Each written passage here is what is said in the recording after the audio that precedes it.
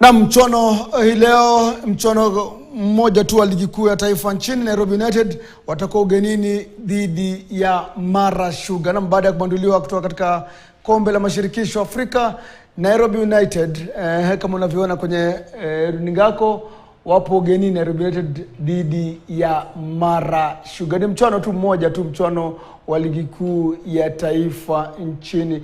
Nairobi United wana mechi nyingi ikilinganishwa na wenzao, hususan kwa sababu walikuwa wanashiriki katika michuano ya barani Afrika, michuano ya mashirikisho. Naam, sasa ataelekeza macho yao katika mechi za ligi kuu nchini, wakati wanamenyana na Mara Sugar Jumatano ugani Kericho Green.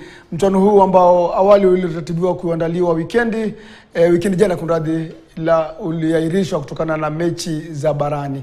Naiboys wanaingia katika mechi hii wakiwa katika nafasi ya 10 na jumla alama 25 baada ya kucheza mechi 17 katika ligi kuu ya taifa nchini.